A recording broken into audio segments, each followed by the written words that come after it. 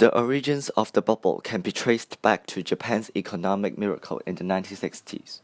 With the technical and financial support of both local and American governments for post-war recovery, Japanese conglomerates gained huge success in their manufacturing industries in the 1960s. Japan rose to be the second largest economy of the world in 1967 with its large profits from exports, which further increased when Japanese companies developed innovative and efficient methods to improve the quality of their products. With a strong competitive advantage in high-value export products such as cars and electronics, Japan's standard of living soared that in the 1980s its GDP per capita rivaled or even surpassed many Western countries like Western Germany. But at the same time, this triggered vigilance of the U.S. government with respect to the great trade deficit it had with Japan. The U.S. initiated the signing of Plaza Accords to weaken the U.S. dollar against the yen and German Deutschmark, with an original aim to weaken the competitiveness of Japanese exports. The appreciation of Japanese yen unintendedly made foreign capital investments relatively inexpensive for Japanese companies and results in U.S. bond deficit. Adding up with the overconfidence and overexuberance in Japan's economy after the economic miracle, both local and international investors turned their investment to Japan, with the banks lowering interest rates in response to export shrinkage. A large amount of capital flooded Japan's housing and stock market in speculation, and prices of these assets were pushed to previously unimaginable levels. Starting to deviate against actual values, the skyrocketed stock and house prices formed a huge bubble. From 1985 to 1989, Japan's Nikkei stock index tripled to 39,000 and accounted for more than one-third of the world's stock market capitalization. Concerning the growing assets bubble, the Bank of Japan tightened its monetary policies by increasing the official discount rate from 2.5% to 4.25% by late December 1989. Then, both the housing bubble and the stock bubble popped that the Nikkei index tumbled from approximately 39,000 to 20,000 during the year 1990, hitting 15,000 by 1992. The burst of Japan bubble in 1989 brought severe recession to Japan's economy. Firstly, the Japan bubble decreased the land prices, which declined 1.7% from its peak. Average prices in 6 major districts dropped 15.5% from its peak, in which commercial land, residential land, and industrial land prices dropped by 15.2%, 17.9%, and 13.1% respectively. For example, a prime A property in Tokyo's financial districts had slumped to less than 1% of its peak. Tokyo's residential real estates were less than a tenth of their peak, which was a far cry from the day when the land prices in Tokyo were rumored to be worth more than all of those in California. Since the residential prices in largest cities dropped 64%, the substantial losses on the largest purchases were taken by millions of home buyers. Since Japan bubble decreases the property prices, balance sheets of most companies were wiped out. Thus, this crippled the nation's banks and blew the economy. Secondly, the bubble hit the stock market hard. The Nikkei 225 at the Tokyo Stock Exchange plunged from approximately 30,000 to 7,000, producing a loss of $2 trillion. Besides, because of the great drop of the stock index, investors turned away from Japan. The manufacturing firms found it difficult to uphold their competitive advantage. As a result, Japanese products became less competitive overseas, harming Japan's economy. Moreover, the Japan bubble made banks went into bankruptcy. In fact, most banks relied on the properties as collateral for loans. Due to the recent debt, the real estate values plummet. The banks could not receive the loans back, and this resulted in losing money. Banks were then saddled with billions of dollars in debts. This was to say, the banks accumulated as much as $1 trillion in bad debts. Actually, bad loans were held mostly by companies which accumulated large debts and could not repay the loans. In this case, banks lent the company more money to prop them up. However, this increased debts and also causing the bank to enter risky ventures. Banks lost more money and went into bankruptcy. Last but not least, the Japan bubble badly affected consumer confidence. Since the asset prices tumbled and the liabilities increased, the balance sheet deteriorated and were presented as bad news for the investors. Also, Japan's corporation faced huge difficulties to reduce debt ratio. Consequently, this badly affected direct consumption and investment within Japan. Simply, there was a short decline in consumption but a long-time deflation. For this reason, consumers lost faith in the economy and the degree of consumer confidence decreased. To sum up, the Japan bubble affected the economy in three aspects: decreased land prices and stock index, as well as made bank went bankrupt and affected consumer confidence. As we may observe, there are four major similar points between Japan housing bubble and 2008 credit crisis. Firstly, deregulation in financial sectors provides regulation opportunities to speculative investments. During 1977 to 1985, Japanese governments and public bonds were securitized, and the interest rate was allowed to float. Moreover, as states in New Currency Exchange Law 1980, government will only interrupt exchange rates when there is an imbalance in balance of payments. While for U.S. backed in December 2000, President Clinton signed the Commodities Futures Modernization Act of 2000 into law, written by Congress with lobbying assistance from the financial industry, which banned the further regulation of the derivatives markets.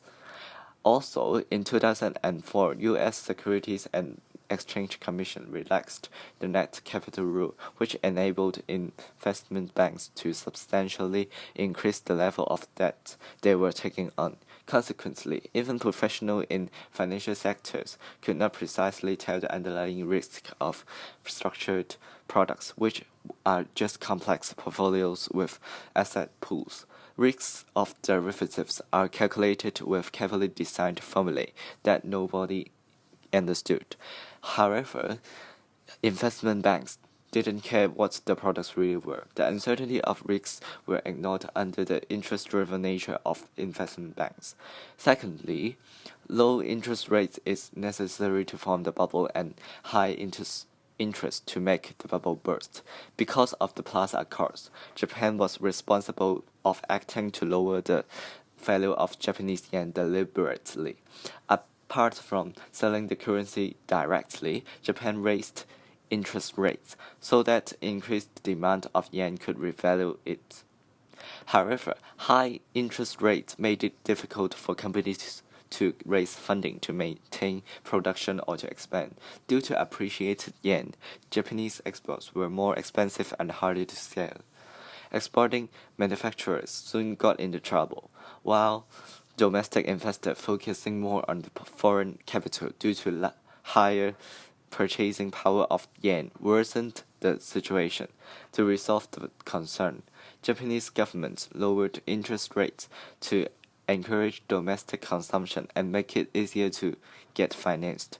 Unfortunately, instead of supporting manufacturers, low interest rates triggered investment demand and speculation in property market. Speculators held lots of yen after declaration of Plaza Accords. It is very stupid to bury the money in basements. They sought for opportunity to invest and get return. Both domestic and foreign speculation lift price of land and stocks. Japanese government was aware of the unreasonably high price and chose to use contractionary monetary policy to suppress speculations. Home buyers who could not afford the increased mortgage payments chose to default. Banks took back the collateral and attempted to sell them to recover the loans, which lowered the housing price. More and more people thought it was not worthwhile continuing the amortization, thus chose to default as well. Eventually, the bubble burst. Similar case happened in US. Lower interest rates encouraged borrowing. From 2000 to 2003, the Federal Reserve lowered the federal funds rate target from 6.5% to 1% to soften the effects of the collapse of the dot-com bubble and the September 2001 terrorist attacks, as well as to combat a perceived risk of deflation. As early as 2002, it was apparent that credit was fueling housing instead of business investment, as some economists went so far as to advocate that the Federal Reserve needs to create a housing bubble to replace the Nasdaq bubbles. The third similarity was lack of promising industry to absorb investments. At 1985, Japan urbanization rate was already 90%. The developing potential was not promising in the original industry structure. At that time, internet industry had not grown into main profitable point. Liquidity provided by the deregulation and the following securitization had nowhere to go but the stock and housing market. While for US, people calmed down after witnessing the dot-com bubble in 2000. Investors took a wait-and-see attitude while observing internet industry. Given low interest rates at that time, investors choose to enter property market and avoid risks and preserve value. Finally, it came to the stereotype of the never-dropping property price. Tokyo Olympic in 1964 promoted infrastructure construction in Japan, including the Shinkansen and JR, well-developed international cities such as Tokyo and New York attracted huge population inflows with high average wages. Thus, demand of housing increased continually, supporting the prices. Severity of land gave people an illusion that property prices will seldom drop. Such past experience formed the stereotype of property prices in developed districts when there was no obvious promising industry. There are four possible signs for the next financial crisis. Firstly, the sign of reduced bank capital. There are lower capital buffer requirements in the 30 global systematically important banks, like Citibank, JP Morgan, and etc. In 2016, two banks are required to have 2.5%, which is the highest, and four banks to have 2%. But in 2017, only one bank remained in the 2.5% bucket, and in 2018, the bucket of 2% even worsened and decreased to three banks only. The statistics show that there is a tendency of having lower capital requirements ratio. It encourages banks to have over-leveragings, and if bubbles, they will have insufficient cash to pay back the investors, causing bankruptcy and a serious financial crisis like the Lehman Brothers holdings. Secondly, there is a sign that the stock market and exchange rates fluctuated abnormally and that defaults occurred frequently. The stock market and exchange rates are the major indicators of regional economic conditions.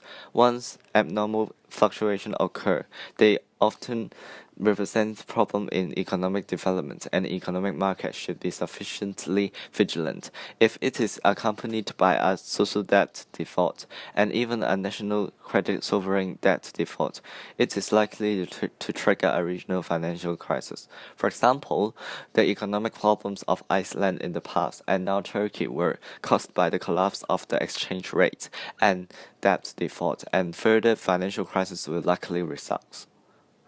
Thirdly, the sign that exports are blocked, domestic demand is insufficient, and economic transformation fails. Oil crisis happened in US led to the surge of energy price, which generated inflation. For the purpose of appeasing the upcoming financial dilemma and practicing the economic transformation, the US invited country to sign the Plaza Accords. Venezuela is also a typical example. When global energy prices plummeted, oil exports were blocked. Domestic demand was seriously insufficient, and she was forced to carry out economic transformation. Once the transformation failed, the domestic economy went from bad to worse. Inflation soared. The exchange rate plummeted.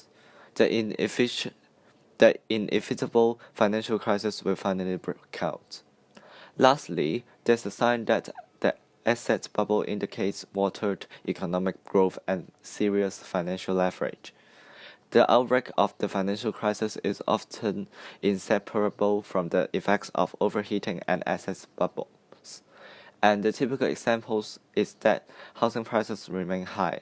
The global real housing price index increased from 145 to 162 within 5 years, which shows it increased much higher than inflation.